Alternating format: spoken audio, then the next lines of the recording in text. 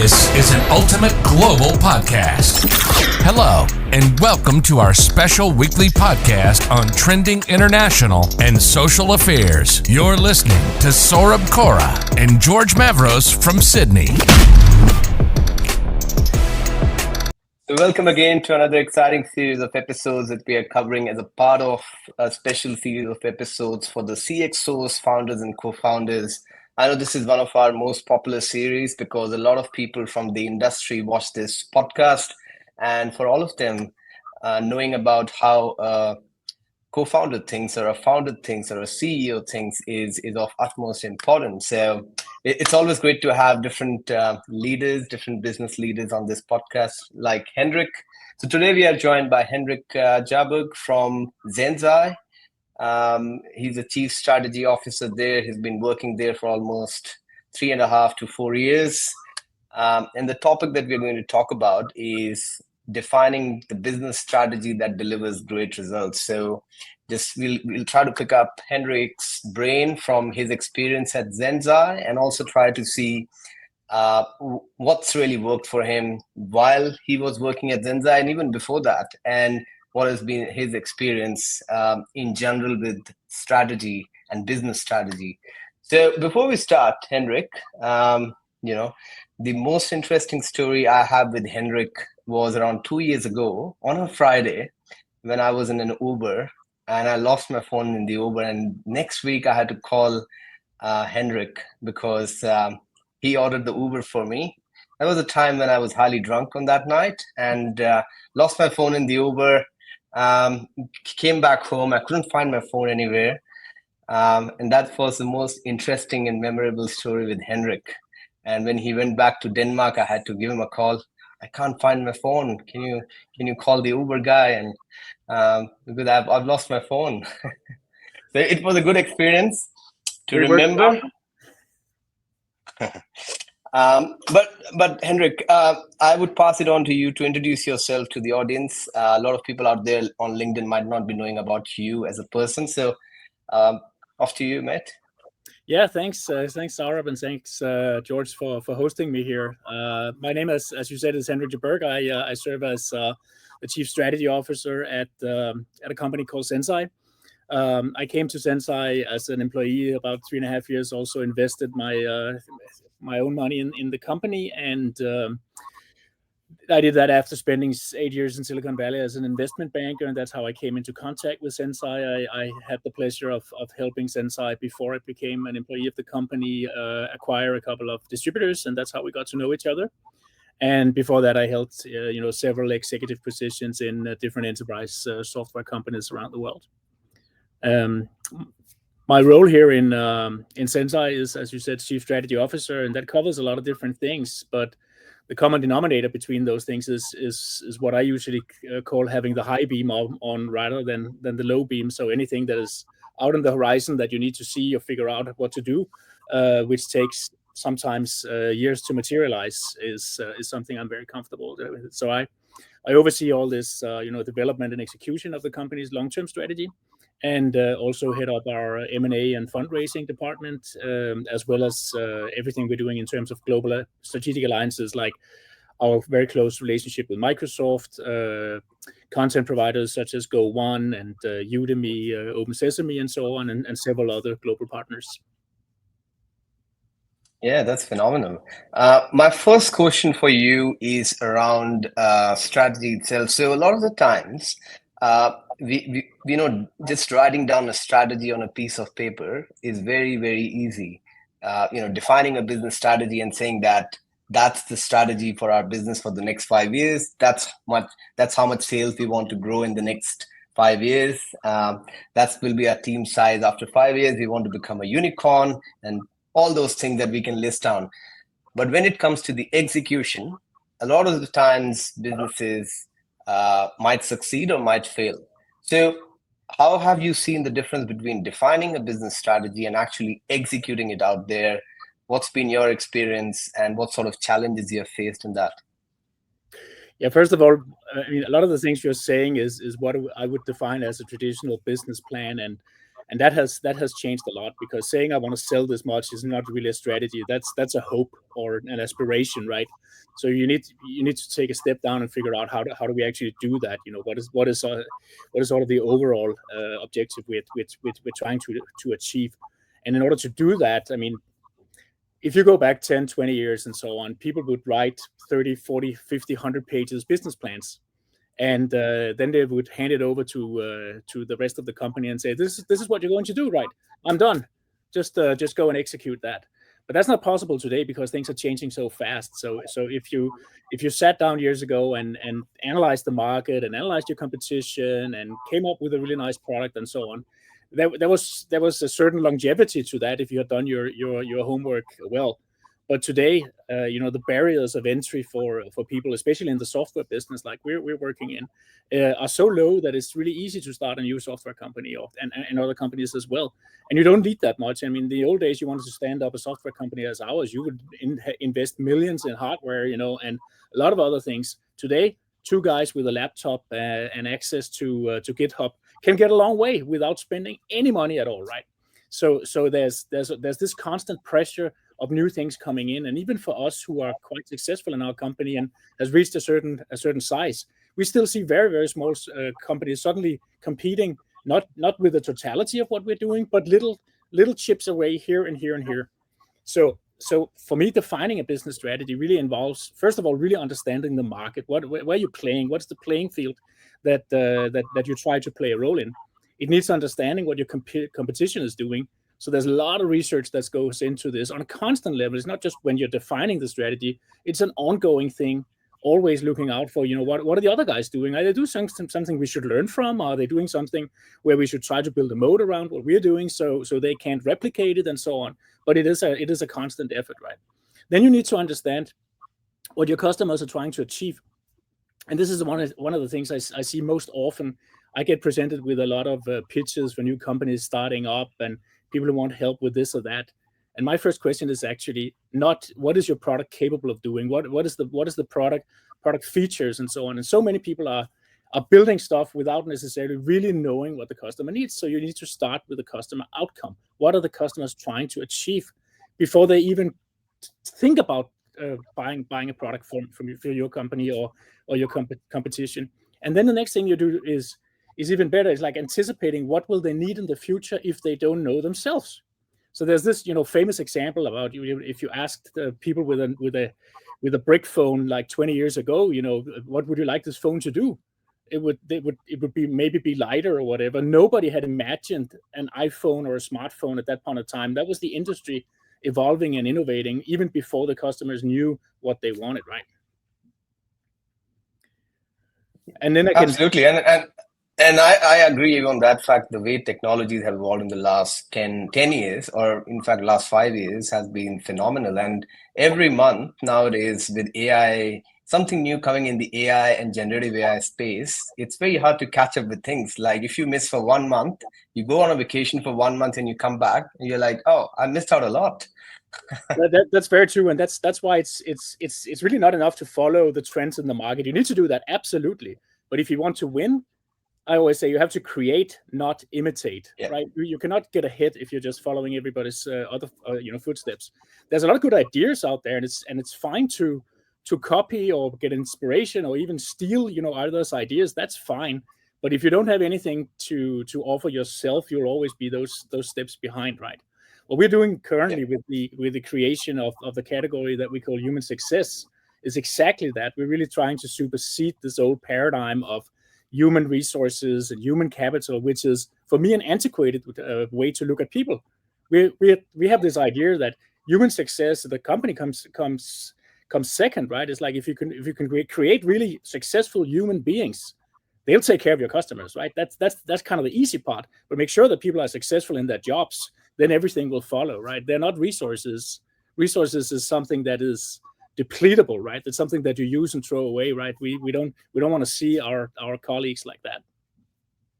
Absolutely, and I think recently what Gartner did with Zensai was a clear validation of the fact by recognizing Zensai as a cool vendor, which is a clear validation of Gartner's recognition on the human success concept of Zensai. So that's a really, really big thing, and kudos to you on that as well. I'm sure a lot of effort must have gone into that. It's a process that has taken years, and it's hard to say, okay, it's because we did this or this. It's because we kept a constant communication with multiple analysts in, at Gartner and many other places and so on, and refined this idea. And it was not us saying just, okay, now we call it human success and you should adopt that. It's an iterative process where a lot of these guys gave feedback, and especially one of our favorite analysts, Troy Pullman, they contributed to this, and now they started using it also on stage, as you probably saw from the last Gartner symposium. So we're super grateful for that, synergistic relationship that we have with people like Gartner and Fosway and others. Yeah, and just if you didn't know that, so George has been working for 30-40 years in sales, and he's also running his own business now called Etsy Consulting. So he coaches a lot of businesses on business strategy, sales. So business strategy is right sitting in his expertise. I'm going to pass it on to you, George, to ask Henrik a question around that, or maybe just comment on what we have discussed till now. Well, first off, I'll make a couple of comments. I consulted to Parramatta Council about 10 or 15 years ago when they had a very futuristic Lord Mayor at the time, Paul Garrard, and he wanted to make them truly the first smart city in Australia, and so he put a lot of time and effort. Regrettably, he didn't have enough support from the administrative staff, in my personal opinion, and so they went some of the way, but they didn't go anywhere near where they could have gone with his vision. And I remember talking to a guy at the time, and we were talking about a couple of apps that we had and a few things. And he said in a public forum, the number one rule of technology is if you don't have the second and the third variation ready before you release the first one, you're in trouble. And that was a very, very true statement. What Henrik has alluded to, which I fully agree, it's almost impossible now to have the second and the third one before you release the first, because it's just generating day after day after day. Now, if you go back into the history of business, we talk about sales and marketing in business. And I've always said it's incorrect. It should be marketing and sales, because until you establish your marketing, you don't really know how you're going to do your sales. A latecomer to the party was business development, a BDM, Henrik. And I personally believe today the BDM is almost more important a role than the marketing. And the reason for that is marketing is and advertising is promoting what we have. BDM, as the word would suggest, business development management, is about going into the future to what's the next thing that we're going to develop for our business. And I don't think a lot of businesses understand it. I think a lot of businesses go, oh, well, Henrik's got marketing title and Sarab's got sales title. Oh, we'll give George the BDM title. They're totally different beasts. They're part of the same family. But if those that are watching this, if you've ever watched soccer or football, the centre forward and the centre half and the centre back are all centres, but they're quite different players. They've got different roles.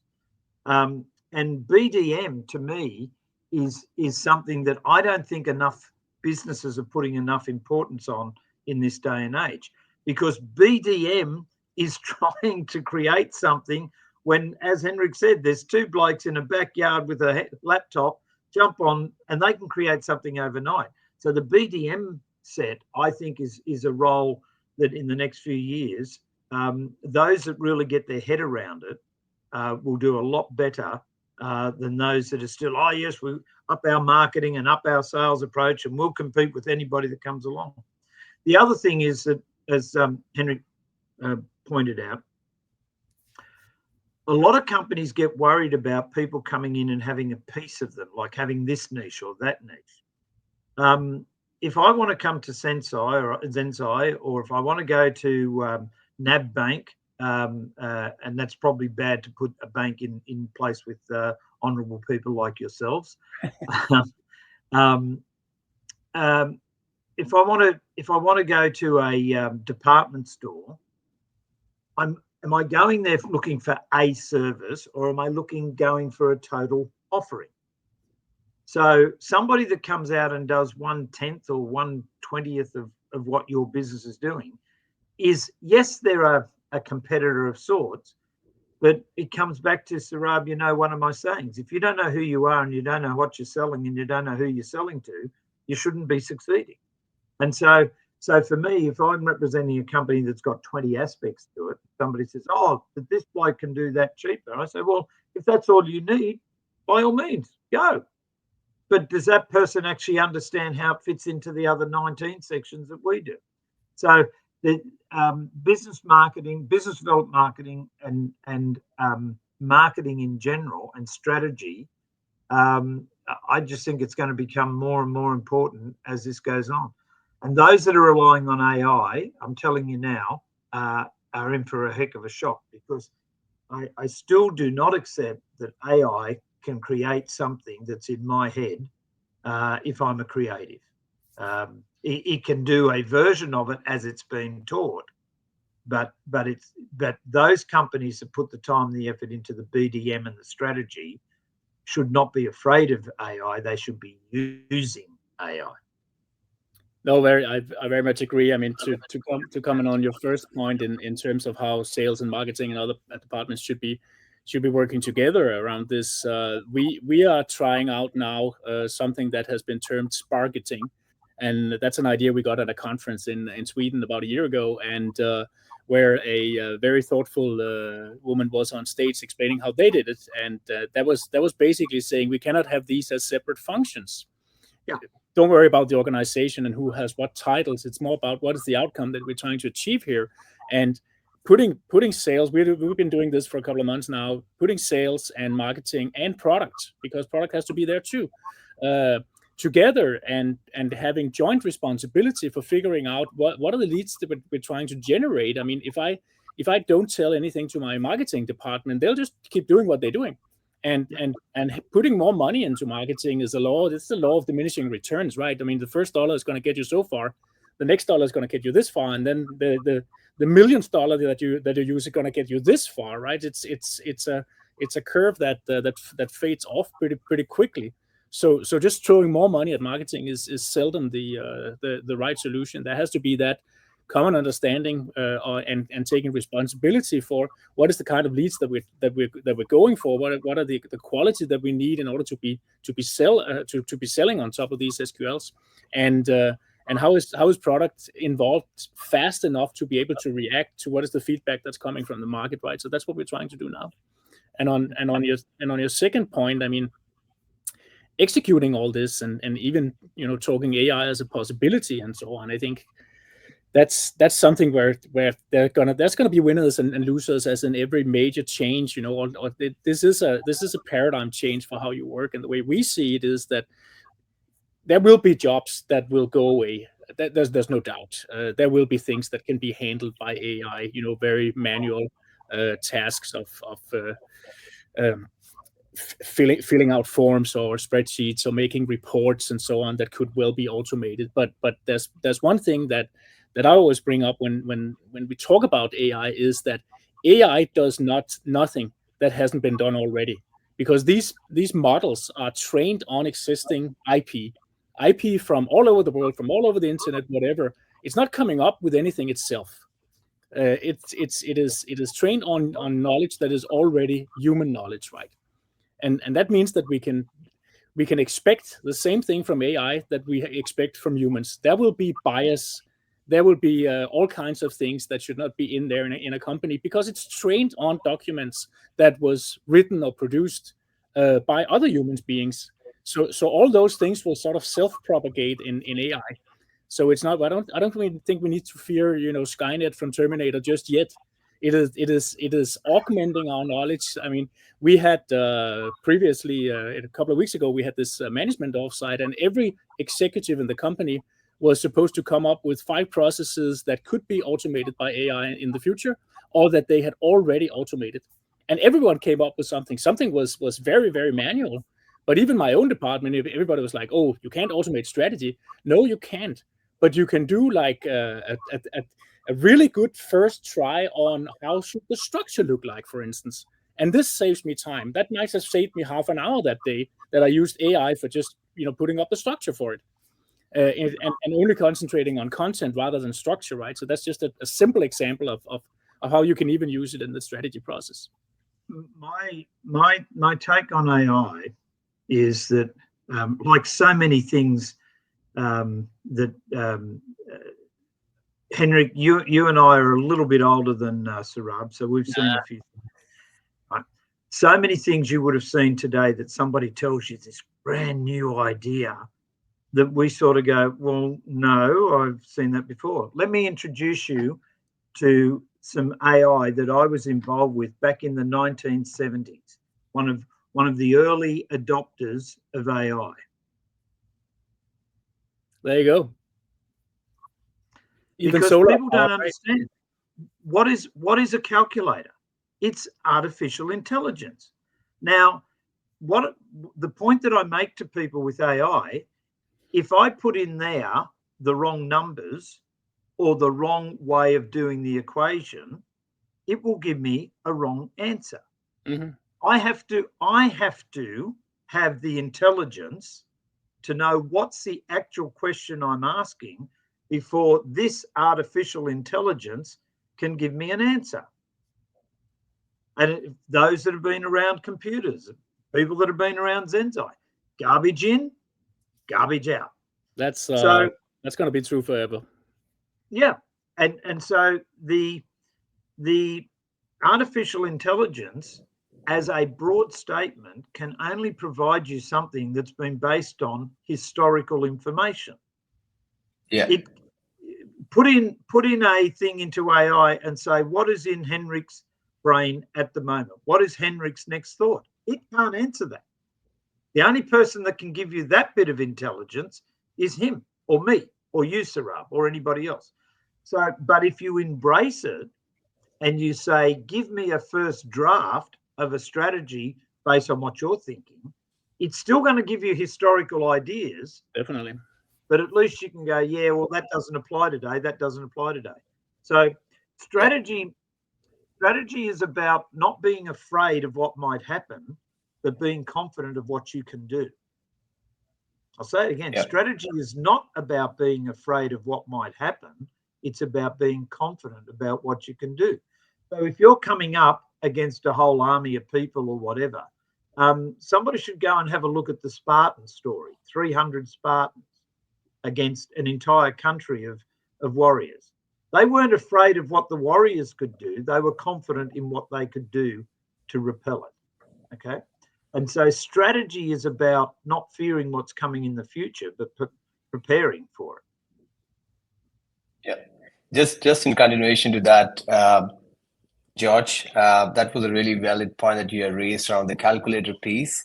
A lot of people don't understand that analogy today because they forget about the early piece of AI calculators. Calculator is the biggest AI. And even when I was born in 1995, when I was like 5 or 6 years old, we had this first desktop at our home with the large CPUs and UPS. And now I think about it, it's so funny. But those were also the days when we thought that, this is the biggest technology we can ever see. And then it just kept on evolving every year after that. But that's the fun part, of technology. It just keeps on evolving. And maybe after 10 years, we might be talking about something else. We're living in such exciting times now. One question for you, Henrik. So since 2023, mid-2023, the company has gone through a lot of changes. So it was called LMS 365. You acquired a performance and engagement tool called Weekly 10. So there were 2 different products still sold under LMS 365. And then 2024 came, you decided to change the name of the company to Zensai, and then changed the name of the products as well from LMS 365 to Learn 365, Perform and Engage. And then it also changed the website, the marketing strategy, and a lot of things.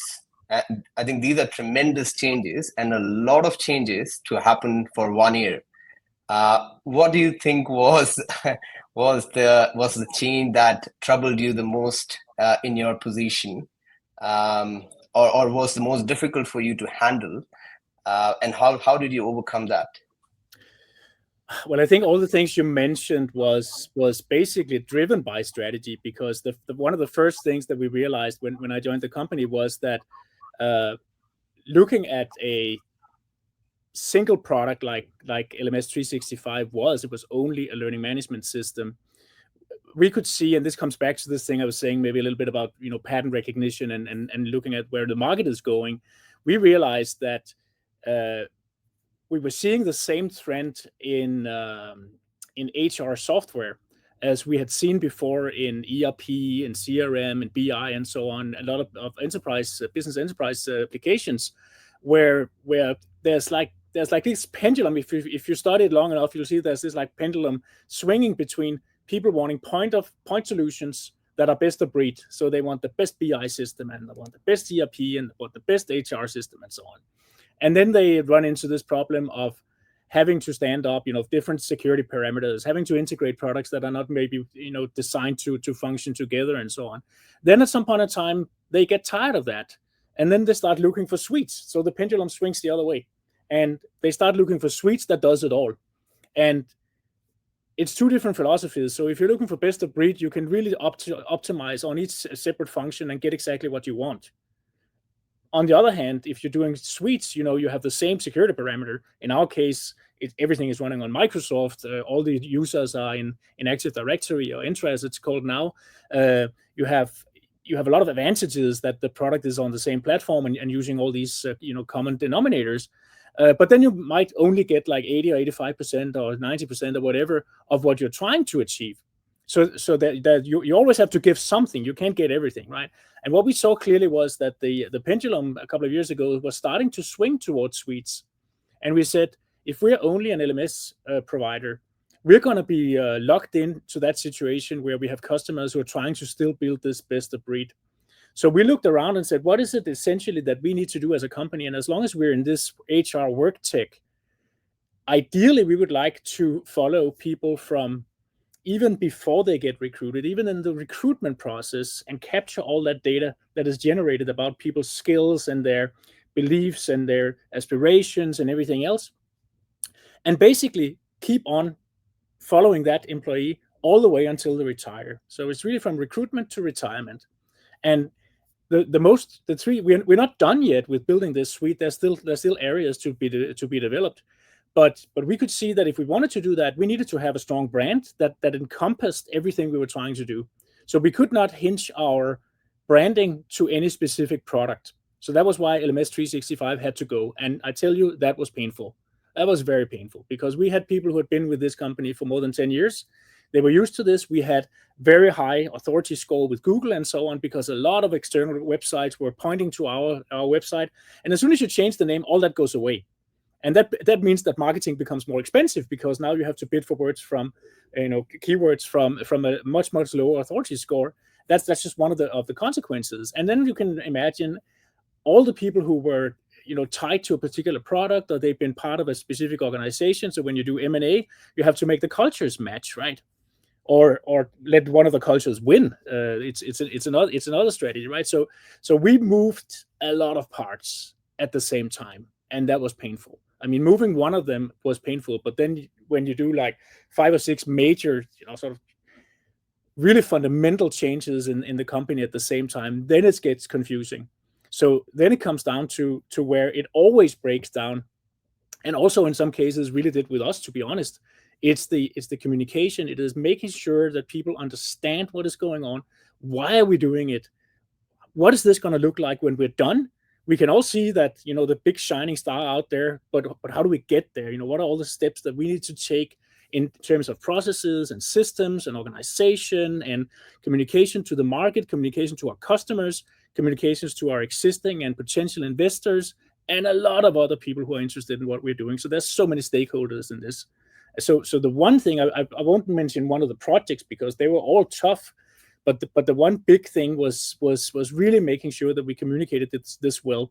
And sometimes we did, and sometimes we didn't. Now we're slowly getting through it, but it is a constant, right? And for me, that you have to really focus on this effective communication and continuously monitoring what you're doing, looking at is the plan being followed. It's so easy to make a PowerPoint and say, okay, we're now in the post-merger integration phase after doing an acquisition. We just need to go through these steps.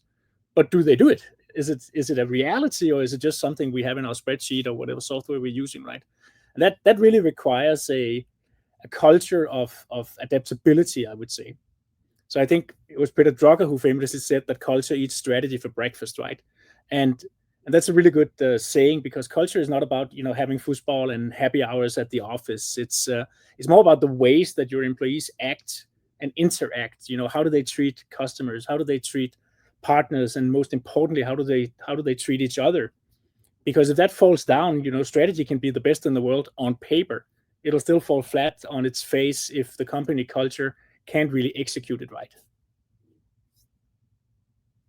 And I think I can vouch for that because I'm a part of Zensai as well. I felt like that one of the biggest things that I found during this change process was the maturity that the leadership team of Zensai showed during the change process.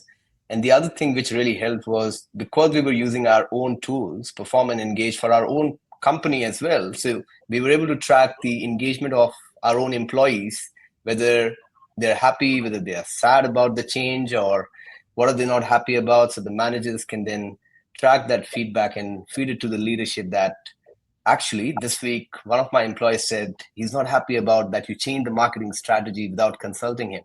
Right. So the moment you do that, immediately that feedback goes to the leadership, and the leadership is like, okay, we need to act quickly. But if you don't collect that feedback, and all of a sudden after 6 months you realize, oh, we are completely screwed up. We have not taken any action till now. I think that's the biggest debacle you can think of. I agree very much, and it's like I think by and large Zensai is the company I worked for. I worked for a lot by now. It's the by far the most transparent company from a leadership perspective. How much we share, with employees, and often they don't necessarily get the information, but if they ask for it, they always get it. It's very, very few secrets that we keep in this company, and we still don't get it right every time. It is communication is a tough one, and making sure that everybody has the exact information they need for their job and to be successful. It is a huge task, and as I said, we don't always get it right. Yeah, you had a question for Henrik, George? Yeah.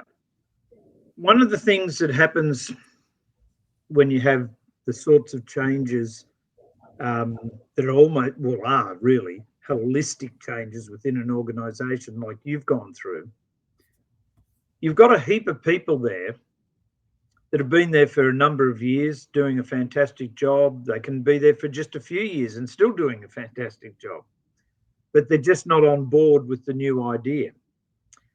And a lot of companies stall or choke on making decisions because Jimmy's been around for 10 years and this won't work for Mary and all of that. So the other side of it is they say, well, if we do this, Jimmy and Mary might go out and go in competition to us. And so they choke again. What's your suggestion to those people thinking that, Henrik? Because what do you do with the great people that have helped you get to where you are, but maybe are not part of the journey moving forward from today? That is definitely, George, one of the hardest parts of growing as a company, and I think the best thing you can do is just be transparent about it and see if the set of skills that these people have can be used elsewhere, or can be reconfigured or whatever. We've had to let a number of people go during this process that had been with the company for a long time, and it is one of the most painful things to do, because it was not because any of these guys were not doing a good job, or they were not playing by the rules, or whatever it is that gets people fired. It was not. It was just a question of, we all have our time, and if you're good at a company between 10 and $50 million, you're not necessarily good at growing from 50 to 100 or to 200 or whatever that is. And as technology evolved and so on, there are also people who are sitting on a set of skills that might not have been developed into something which is going to be useful in a new situation. So I think when you come to that situation, it is painful for everybody, and all you can do is be a decent human being and make sure that they get as much help as possible. They get a proper severance package if that's the case. They get all we can give them in terms of helping them, coaching into finding a new job or whatever that might be. And we've done that successfully in some cases. But the right thing to do, in my view, is to approach this much sooner and make sure that you always have a good picture of where are people's skills. And if you see things are being less important, and that really comes back to this AI question. So you can sit as a company and wait until jobs become redundant. And then you'll be in that situation where you're saying, I'm sorry, AI has taken your job, I got to let you go. That is poor management. So what you should be doing is figuring out, how is AI going to affect all these different positions that we have in the company? And are some at more risk than others? And those that are at risk, how can we either retrain, reskill the people who are at risk so that they become useful in another position? Alternatively, how can we use the way that we implement AI to make sure that their work is augmented?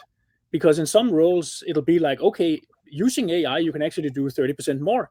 Then you don't need to get rid of people. Even if AI could theoretically do the whole job, I doubt that there are many jobs where that's actually the case, at least in our kind of business. But it is going to affect some jobs. So in my view, it's good management if you anticipate these things and you start thinking about it before you come to the situation where it's actually too late. And I can't say for our own company that we've always done that. Maybe we should have reacted sooner to this when we knew what things we were going to change and so on. But there is, when you do such dramatic changes, there is going to be a fallout at all times in these situations. Sorry to say, but that's the case. Yeah. I over the years in different businesses that I've been involved with, I was managing director of one in particular, and I had somebody come and join us. And I said to that person, I doubt that this company will have a position for you in a few years' time. And I said, at that point, you'll either resign or I'll sack you. And I said, but if I sack you, I'll have found you a job to move to. And the reason for that was that the person came in as my personal assistant, but had a wonderful ability, and I could see the potential in her down the track. But the company wasn't the company that was going to be able to continue on with that. Yeah. So she stayed with me, and she learned a lot of things from me, and she was of great value to me and great value to the company. And when her time came, I actually wrote her 3 different resumes for 3 different jobs that she was applying, because she had the ability that one resume would not speak to her other abilities correctly. And she's gone on and she's done some fantastic work and had a very successful career. So people need to understand that somebody can come into your business, they can do something for you, you can do something for them, and then just have a friend somewhere else. Just have a friend that if they leave your company with the right feelings and it's done in the right way, you have all these friends. And now at my age, I have friends in all sorts of businesses that I can ring up and they say, yes, I'll help you because you help me. We don't have to, the old adage or the old approach that they're just human capital and you churn them and burn them and you move them on. Again, another antiquated idea of business. Definitely. I'd like to just deviate slightly, and I'd like to give recognition to Richard Branson, and he's a guy that I don't believe's got anywhere near as much recognition as he deserves. Because if you go back to the very, very, very early days of Richard Branson in business, he would always talk about the people. You get the people. I don't have to do this. I get the right people and I get them, and my customers get looked after. You get the right people and you look after them, and the business, and he was well ahead of the curve before this idea that the people are the most important. There's a lot of people that claim fame to things like that, and I've followed Richard Branson for many, many years, and he was really ahead of the pack in some of that thinking. It's fun. It's fun that you mentioned him, because we actually used that very quote, that you should take care of people and they'll take care of the company in one of our major presentations, because he is, as far as I know, also the sort of the father of that philosophy. And he said it how many years ago? A lot. Yes. No. So one of the other things, Henrik, we want to cover in this podcast is we talked about one of the skills as a CSO was change management. What are some of the other skills that you would be advising to other CSOs out there to develop or enhance, or for anybody who wants to be at that position, maybe sometime in the near future, and they might be listening to you on LinkedIn? Any advice for them on the skills that they need to develop as a person? I think it falls into like two buckets. So there's a number of hard skills that you can certainly train for and take appropriate education and so on. So that would be like strong analytical skills. You have to be able to really analyze what's going on around you. And second, you should have strong negotiation skills, especially if as chief strategy officer you're also involved in M&A, because that's really an art form in itself, and it's something that you can learn, but it's something that you really only really learn when you're doing it. And if you're doing it wrong, it can be super detrimental to the company. Then I think you need to have strategic thinking. Of course, you need to be able to sort of imagine a possible future. Where's the world going? Where's the market going? What are the competitors doing? What can we do to sort of carve out our space in that? So you need to be at least in possession of some imagination and ideas about what could be, right? And then I would come back to this with good communication abilities. It's very easy to sit down, or maybe it's not easy, but it's one skill to sit down and do a really nice PowerPoint and come up with a nice strategy. But that's only the first part. Then you need buy-in from your peers at the executive level. You need buy-in from everybody who the strategy touches, whether it's product or marketing or sales or whatever. Otherwise, it's not going to work. So you need to be able to both negotiate internally and externally, and make sure that there is a strong buy-in to this strategy. Otherwise, it'll stay on paper, right? And then, of course, you should have this understanding of market trends, being able to adapt to changes quickly. As we talked about before, things are changing so fast that you can't cling to a 50-page business plan and saying this is how we do it, because the preconditions have changed. And then I would say also, softer skills, for lack of a better word, be a political animal. You have to be able to get everybody on board with this. You have to handle the fact that there will always be conflicting interests. Sales will say one thing, and they will say, "Oh, it's because we're not getting enough leads," and then marketing will say, "Well, it's because you're not capable of actually treating all these leads I'm generating for you." And sales will say, "Well, yeah, it's that, but it's also that product is not good enough. If only we had this feature in product." And product says, what we've been doing is exactly what we've been asking for the last couple of years, right? So managing that from a strategic standpoint, saying where we're really going is definitely important. And then, of course, upwards, you have your board, you have your shareholders or owners of the company, you have the CEO, and you have your executive team peers, and you have to manage all those relations so that people feel that, yes, this is a good thing to do. It's not something that threatens what we're doing. And there will always be those internal conflicts. The CFO, especially in our case, will be relatively conservative and not like to spend a lot of money, and marketing is probably saying, "Oh, we should be doing this and this and this," and there's not money enough for it, right? So managing those also different personalities that often comes with the position, right? Yeah, I've got a spicy question for you. After all these serious questions that I've asked on business strategy, we've also interviewed the CEO of Zensai on this podcast. I think it was one of my first interviewees on this series of CXOs, founders and co-founders, Rasmus. Right. So Rasmus I met Rasmus in Portugal, and we were running together on a couple of days. I felt like he's a very cool person to work with. So you work with him on a day-to-day basis. How is it working with Rasmus as a CEO? Should I give you the truth or the polite answer? Politically correct or incorrect? I don't mind. It's actually the same. Rasmus he's an amazing CEO, and he's unusual because he listens more than he speaks, and that's something that you don't get a lot from people who reach the CEO position. And he's also an amazingly empathic person. He really cares about it, and I don't think this whole strategy. I mean, you also know Robin Daniels, our chief business officer. He plays a huge role in this, but I don't think any of us, myself included, could have come even halfway if Rasmus hadn't been the person that he is. He cares deeply about his people, and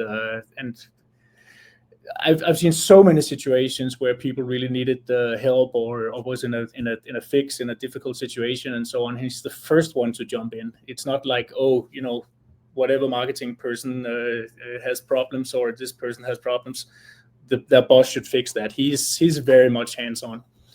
And talking about hands-on, he's a person that is not afraid to get his hands dirty and roll up the sleeves and actually do the work.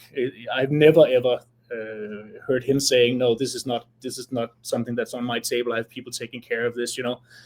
If there's a new person starting in the company and they haven't got their IT right, you can find Rasmus under the table trying to hook up the cables and so on, because that's just the way we work as a company, and that totally includes the CEO. That's exactly what That's you great. say, right, Rasmus? Yeah, I think I've had the same feeling. One of the examples that I can definitely share was early on in this year when the company name was changing, and the Australian team was feeling a bit left out because the rebranding was happening overnight. It was happening in the European time zone, which was suitable for the Europeans and the Americans, and Australians were feeling that we are sleeping during that time, and the rebranding is happening outside our business hours. And I reached out to Rasmus, and Rasmus, in fact, was proactive in reaching out to us. And he said, I want to do one live session just with the Australian team to make them understand about the new brand and what we really mean about it. And he did one-on-one session just with 10 of us in Australia. In our time zone, it was 12 a.m. for him, and it was 9 a.m. for us, which was incredible. Yeah. And he took our questions on a live Q&A session, gave a very similar thing that he said overnight, which was taken in a very positive way by every member of the team, and people felt like they were given equal importance as any other member, around the world, which was very unique. But I am very conscious of the time. I'll pass it on to George for any final questions, and after that we'll wrap it up.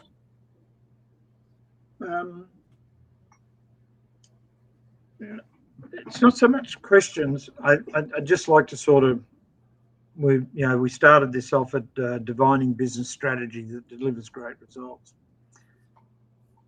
The one question that I will have for you, Henrik, is something that I have maintained probably since my very early 20s. And I don't believe that people can succeed in business unless they really understand sales. And I believe that that a lot of people think that, my role doesn't say sales. I'm not a sales rep, a sales manager, a sales anything. So therefore, I don't really have to do that. But I talk about, if you don't understand sales, I don't care whether you've got a product a service, a concept, an idea, a belief, if you can't sell it, no one's coming along with you. And so to me, strategy, CEOs, CXOs, CE, every other thing that we come up with as a title, no matter where you are, who you are, what you are, if you're looking at this and you're wondering about all of this stuff, if you haven't first mastered the art of selling, and I don't mean con man selling, I don't mean, oh, sell me this pen and all those stupid things that go on. I mean about the fundamental 1 and 1 makes 2 of sales, then whatever role you move into, it is my opinion, Henrik, you will not succeed to your greatest potential because you'll be lacking the ability to sell whatever it is that you've got to do. Change management, financials, anything. If you've got the right answer, but no one's going to believe you because you can't sell it.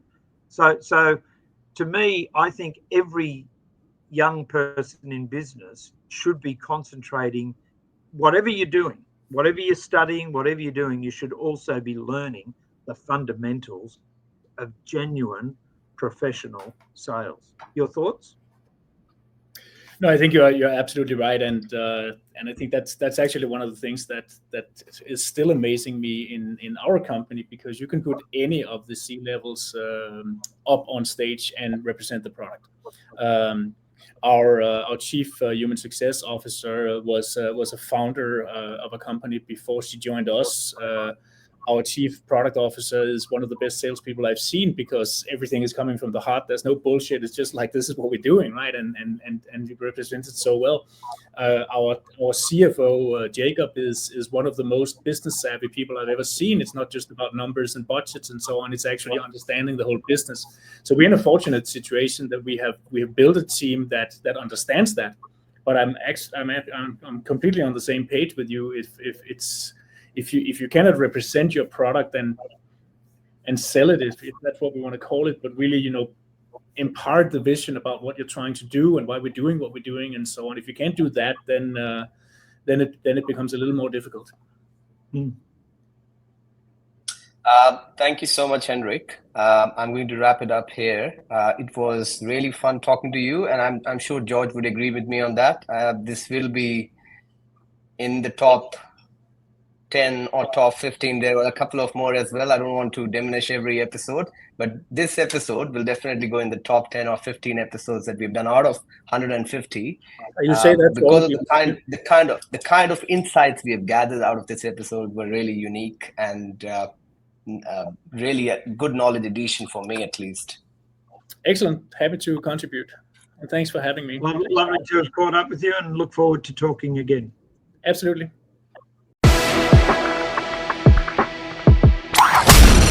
This is an ultimate global podcast. Hello, and welcome to our special weekly podcast on trending international and social affairs. You're listening to Saurabh Kora and George Mavros from Sydney.